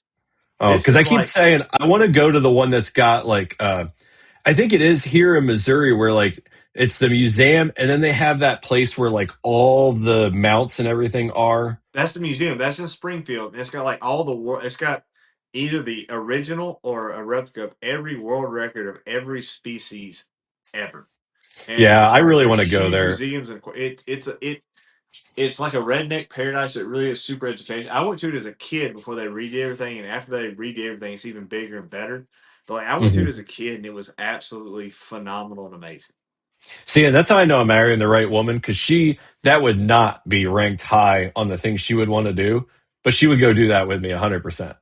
Oh Like yeah, she wouldn't even, dude. she'd be like, Same okay, with my cool. wife because she knows my kid loves the outdoors and loves fish and stuff like that in the aquariums, and she would do it in a heartbeat because she knows that's our passion. And again, that's how you know you married the right one because she is like Mhm. that. Um, I want to again, get Kelly out in the kayak more this year. I kind of ruined it last time. So Kelly's been out in the kayaks with me a total of 2 times, which is a little hard to think about because we've been together for almost 4 years. The first time she went, uh, her and my daughter both have like sit inside sun dolphins or whatever. And then I've got the RVR and I just sold the PWR to my buddy. I have the Titan will be here. But so I took the RVR and the two sit inside kayaks and I took them to a river. There's no flow going. Super yeah. shallow river, no flow. I checked ahead of time. There's no flow. I went and physically looked at it. We get down there and we launch and it's flowing a little bit. And Kelly was like, I thought there wasn't any flow. I'm like, no, it's fine. Well, we're going upriver because then we're going to float back down because it's just a single vehicle put in. So like a half an hour in, the flow like That's quadruples. up. Oh, So to me, I can see that the flow has increased, but the difficulty in the RVR 119 has not. Like that thing against current, you paddle 2 or 3 times and it just glides over it. It's so effortless. I look over at one point, I realize she is just constantly paddling and her back is bothering her. She's mad and I'm just gliding over like it's nothing. So then I oh, tried to switch kayaks with her. And by that point, she was over it. And she's like, nope, this is my kayak. This is what you put me in. So she has not been out. She didn't go out last year. This was the year before. So 2024. She hasn't been out since. And she would go more, but she really loves bringing up that story. So so I think the next time I'm going to put her in the Titan and be like, you can just pedal. Here you go. yeah. I will say this one thing I missed from Missouri is floating. So when I was doing the bear biology up there, we worked 6 days on and 4 off. And there's this older gentleman who, this is kind of a funny story. It shows you how small the world is. There's an older gentleman who really wasn't keen on us doing stuff on his land. So I'm a people person, as you know. I can talk to anybody. What's up, Caleb? And I went and talked to him to get permission to use his land. Well, I saw a tattoo on his arm. I was like, Mhm. you're in Operation Deep Freeze down in Antarctica. He's like, how did you know that? I was like, well, my grandfather was down there after World War II, between World War II and Korea. He's like, yeah, him and my grandfather were on the same destroyer. There's only one destroyer down there, an icebreaker down there. And after that, he let us use his canoes and kayaks, and he would actually drop us off on one part of the river and leave us a pickup vehicle, like after an 8 mile float, his own personal vehicle, and leave it there for us. And we used to float those rivers in Missouri all the time like that because of that man, just talking to him and being nice to him and feeling all that stuff. And one of my favorite things to do in Missouri because just water, here, you might as well be fishing or swimming in sweet tea. I would take It's swim. like that here a lot of the time too, but Well, only I would take sometimes. goggles with me, and I still do in my kayak in case I lose a bait and have to go down there and get it because I'm a big diver, scuba diver, spearfisher. I used to before we'd fish an area, I would take my goggles and go down and look and see what all fish was there. Like you had 10, 20 Hmm. foot of visibility in a lot of places. Like that's a giant smallie. I want to try to catch it. So I caught the There, first smallie. I was like, the original live scope was my scuba goggles. there's places here where sometimes I don't even take the fishing rods. I literally just take the snorkel and some trash bags and stuff. And the primary reason is like, oh, I'm just going to go do like a cleanup day. But man, sometimes I just like getting down there and seeing what they're doing. Like you get into these little eddies and stuff and get your arm around a log and you're just sitting there breathing with the snorkel. And after, I mean, they just go back to business as usual. And it's Oh a yeah. really good opportunity to like watch them and, Let uh, me tell you something fun to do is there's a rock quarry in Alabama, Pelham, just out of Birmingham you can take and go dive in. It's super cool. And I've learned you can do this in Missouri too. You can take a can of Cheese Whiz down there with you, and you can squirt that Cheese Whiz everywhere, dude. They will swarm you, like all the big brim and stuff. They're like Cheese Whizzing it everywhere, and just brim just swarm. They're like piranhas. such a Midwest thing to do. Oh Can of cheese whiz from the dollar store. Alex Purrs, is the Titan ordered yet or what? Oh, So good question. the short answer is no, but like any day here. So I'm buying it from Festive Water Paddle Sports over there in Cumming, Georgia. That really is the city name. I'm not making that up. But I got my final number from them. I know how much I got to pay them. I have the money. I'm waiting for like one or two things to reconcile, and then we're pulling the trigger. And I'm gonna pull the trigger on a Gray Goose. I'm getting the pedal drive, but I've told Nathan, like, listen, when the time comes, yeah, there's a Titan. I told Nathan when the time comes, if I say Gray Goose and it's gonna be a longer wait than like Wave Strike, just give me Wave Strike. Dude, Wave Because Strike's where it's at. Gray Goose gets kind well, of hot. Wave Strike still get, like, if you look at the Wave Strike, like mine's got a lot of black and stuff on it. Um, and the Gray Goose gets hot. Wave Strike will get kind of hot too. see, Um, I'm used to I have a black dark gray kayak now, so I'm kind of used to that. For me, the holdup on the Wave Strike was just there's more ability with vinyl and stuff with the darker colored. But the reality is, I don't think I'm going to put any vinyl on it. Like, I love the idea of having the trash panda decals. The standard is here, like down the side and all that. But like at the same time, I kind of this sounds like I'm bigger than I am, and I don't mean it that way. But I found towards the end of last year that people knowing like my Jeep with the rooftop tent and everything is already pretty recognizable. But there's definitely people that were like, oh, Steve Billington fishing's at this spot. And then like I'd see the comments and they message me like, oh, I know where you were fishing today. And I'm not a huge fan of that. Um, I think I dude, probably need to dial back and be a little more it incognito. does get kind of weird. You know, I had to get that new truck, and I didn't put any like my sponsors on the back. I did put the Thad Moody Outdoors thing, and I've had it's cool when like a parent talks like, hey, my kid will watch your YouTube, we follow you on Instagram, TikTok, stuff like that, and drinking Grey Goose. um, Yeah, I don't know, but I can tell you after a whole ale horn of oh, whiskey and Dr. Pepper, I'm a little sideways. I'm not gonna lie. same. Um, My so face and is like red. when the kids wanted a picture of me, get me to sign a hat, and that's really really cool. I had like when my truck was messed up, and I had my flashing hazards on, and I was having to limp it to the mechanic. I got a message on TikTok. Hey, saw you limping your truck down the highway. Is everything okay? And I was like, that's kind of creepy. Um, Yeah, man, it's weird when you start getting recognized. oh, I was And driving like down I don't like mind it, but yeah, I don't mind it too much either. I was driving a 4 lane, and I had someone say like, "Oh, I saw you in Jackson, Mississippi today." I was going to do a program with I'm partnered with Lawrence Fish Finders. I was going to do a program for them down there, and mhm. it was crazy. Hey, my buddy, he works in the marine electronics down at the Bass Pro, and let's say, gotta watch out for them hole buzzers down there. But he's like, dude, I just had someone come and ask me. He's like, oh, he's watching, this guy called Thad Moody Outdoors. He's doing this, and he's talking about this kind of electronic. We want to look at it. He sent me a message. He goes, he just like giving me crap about it. I was like, yeah, dude, it gets weird after. Sometimes it's cool, the kid, but it's Mhm. sometimes it's like creepy. Like I don't mind being recognized. And honestly, I'm recognized far more for Trash Panda decals now than I ever am for like my fishing content. I don't mind it. I like it. I think it's cool when people come up to me, especially kids, and I like giving them some of my baits and stuff.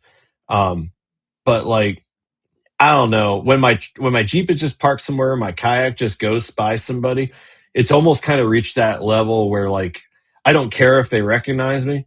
I don't know that I need to scream it at them though. And I had a moment.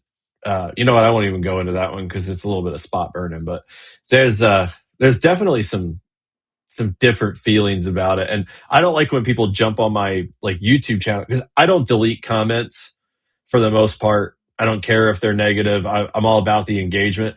But every now and then somebody will drop on a video and they're like, I know where you were because I saw your Jeep parked at XYZ and it says Steve Billington Fishing on it. And I have to go delete the comment because I might not want people to know that's where I was that day. And so Yeah. I don't have vinyl. on anything.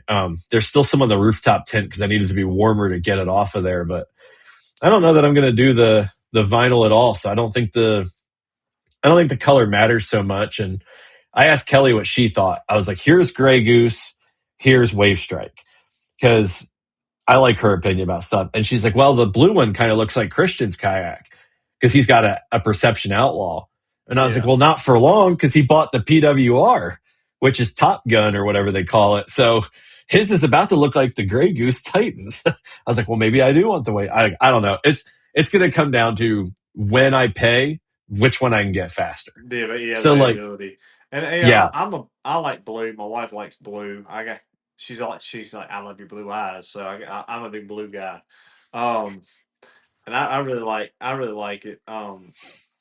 I do like putting the people who help me do stuff like the Spirit Point and the Redfin sunglasses. I like putting their stuff on it. I have at that Moody Outdoor, so like when pictures are taken of stuff, it's on there. mhm. I've honestly, I really like the Thad Outdoors on my truck. I've thought about taking it off just because it is kind of creepy. I do I start to park my truck backwards so that people from the road can't see my name because I live in the middle of a big neighborhood. Uh, Hey, that's an interesting approach. I've got all my sponsors on my, at least for the tournaments, on my tin tag now. So like I don't know that I need them. They're in all my fish photos, but then on like the flip side of that, this year, like I have two different. I mean, I'm obviously blessed to be able to do it, but I have multiple tin tags. So like I've got my primary tin tag, which I plan to use for all my fun fishing, which is just my brand. It's literally a Trash Panda decals tin tag. And then when I fish events, I've got all my sponsors and affiliates and stuff on there. And then I was like, well, I don't need to have it all over the kayak because I got it on the identifier. But then I realized the majority of my fishing will be fun fishing. And then I'm just promoting my own brand, which obviously, nobody has a problem with. But I almost wonder if I'm not giving enough exposure to the affiliates. And those relationships are super important to me because all of my brands that I work with are smaller brands and it's so mutually beneficial. Like Source Crate is a great example. Joshua's got a small company. It's Source Made now just because he's branched out from more than just the crates. I got to stop calling it Source Crate. But so like Source Made with his crate and steering and stuff, it's such an organic relationship because I love the product. So I talk about them, I show them, I help people with them. And I reached out to him the other day and was like, hey, I got a Titan coming. So I'm going to leave the Source steer on the PWR for my buddy. I'm going to need a new set and some other stuff from me. So I'm going to order that soon. And he was like, no, I got you. And the shipment's on the way because yeah, he sees people use my discount code and stuff and he knows. But like, it feels great to me, not because I got free stuff, but like, I know that my content and everything has made enough of an impact to his small business that he's willing to just be like, hey, I'm going to help you out. And I see it in my brand with the people that back me. Like John Wilson's in the chat tonight. John Wilson's one of my biggest cheerleaders. I love that dude. Constantly tagging the brand, talking about the brand. And so I'm torn with how the Titan's going to get set up because I don't want there to be a decline in the exposure of my affiliates and stuff. And at the same time, when people see me at a boat ramp, I don't want them to think I'm a big deal, which yeah, kind of goes directly against the last several years of my life. yeah. And I feel that of course, tactical fishing and people like that. I love working with them, and promoting them. The Redfin Polarized is a great example. There's some guys from my church who's seen it on my yak because I go fishing at church some days. They've seen it on my truck or they see me wearing them and they've bought some.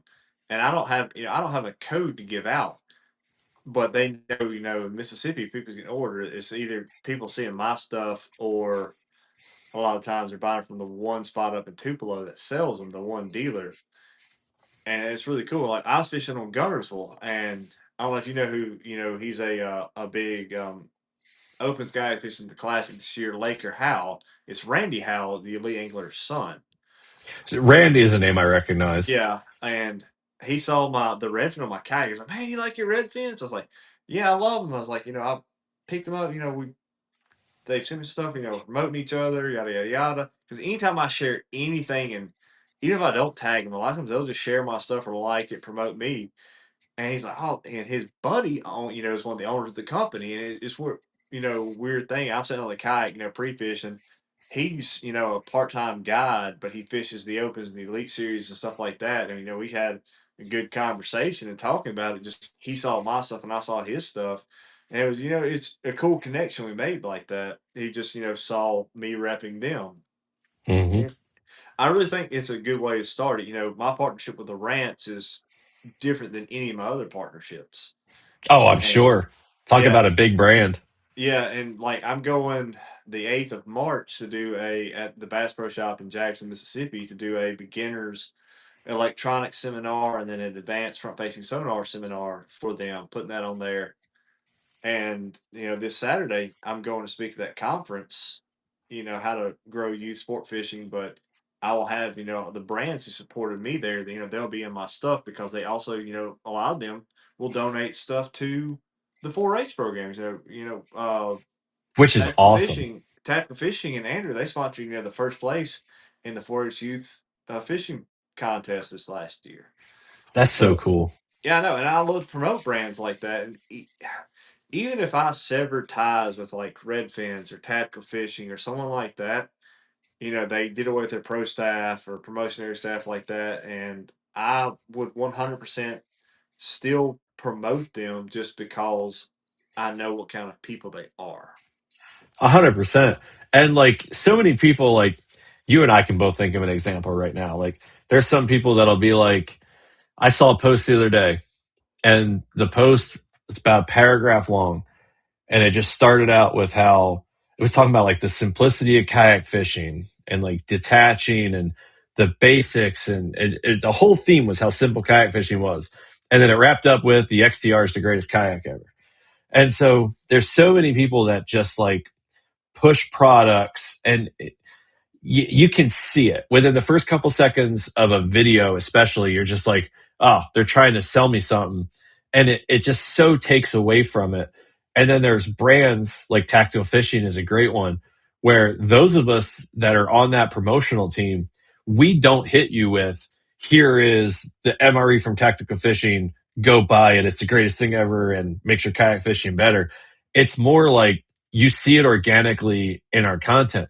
Like, I love the freaking MRE. I'm going to hide one of those things in my pocket and my tux when I'm getting married. Lord help me if my wife finds it in there. She's going to kill me.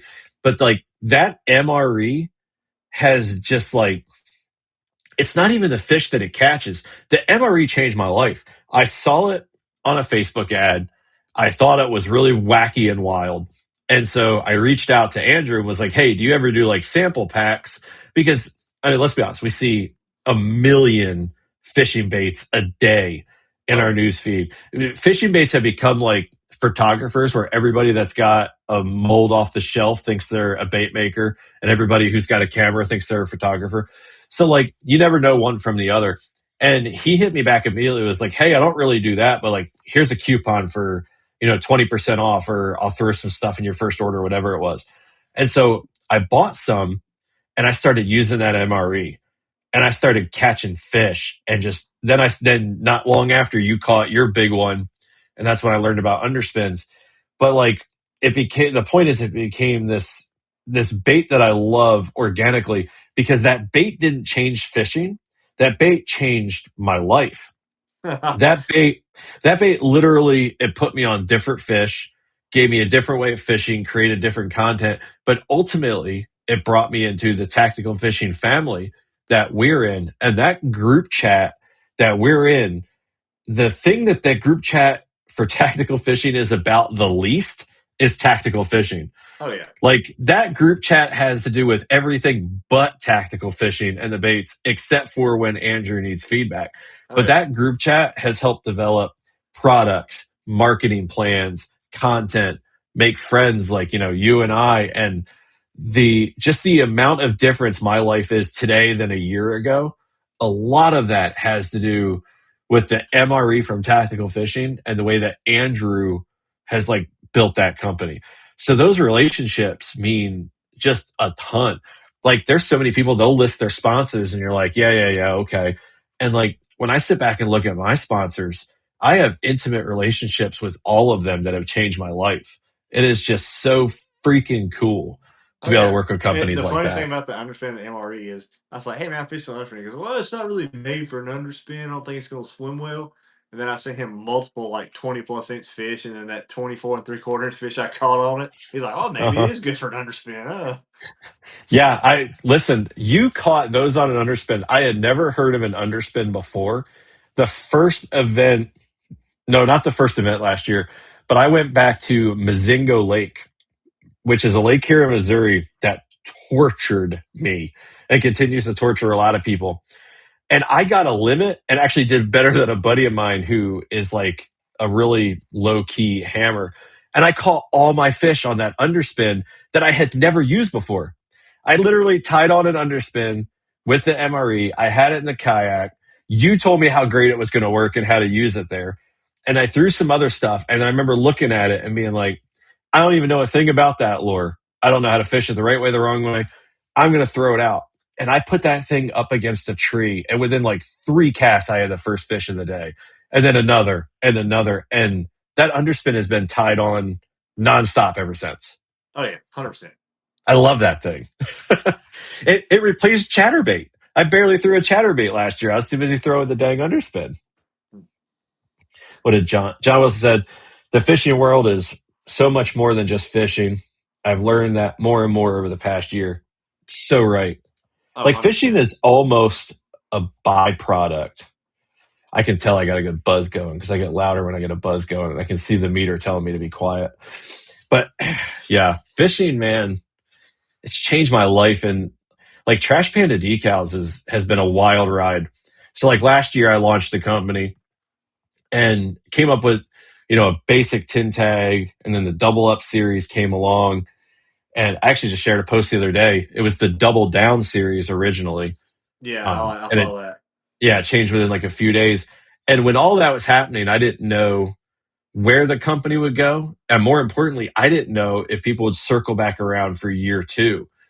And boy, let me tell you, the last 30 days has been humbling and quite frankly exhausting. I bet, dude. I'm feeling it right now. That rum's hitting hard.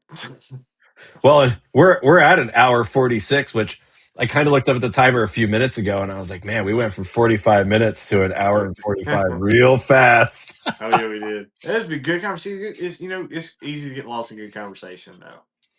Yeah, I told Kelly, I was like, I'm going to aim for like 8:30.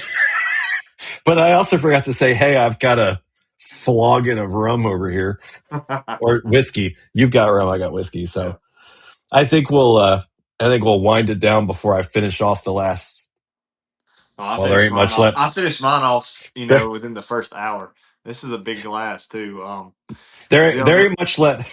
yeah. There ain't much See, my left in camera. mine, but mine is about 3 gulps away from the filter being broken, and we don't need that. So this is actually a beer flask we sold to raise money for the American Fishery Society in college. And I helped design that skeletonized crappie on the front when I was the treasurer for them. That's yeah. Skeletonized crappie is a cool logo, Yeah. but Well, man, I appreciate you having me on. I've really enjoyed tonight. yeah, it's been fun. We had like 22 people watching at one point, and we're at 8 now. And what I've learned over the last 2 episodes is that once it hits the podcast, it really starts to gain traction there. So Heck yeah. every episode seems to gain more, and this is a really good one. And I think people are going to learn some stuff from it, which Yeah. is always a plus. I definitely learned from it. Well, cool. That's my goal. And I said, if y'all want to find me, Instagram, TikTok, YouTube, Facebook, everything's just Thad Moody Outdoors. That's me. Yep, and we'll put that in the show notes for the if you're listening on audio, you'll be able to find that there also. So, especially if you're like a single mom or something that needs some guidance, reach out. Thad's definitely like an endless resource of getting kids into fishing. Oh yeah, 100%. It's all about the kids, getting them out there, getting them Oop. fishing, and getting the next generation up there. Yeah, Thanks, man. guys. All right, everybody who watched tonight, I appreciate you. We're gonna go ahead and end the live stream, and we'll catch you guys on the next one. And if you're listening on audio, don't forget to follow us. And you can always check out the lives Tuesdays, 7 p.m. Central. Thanks for watching.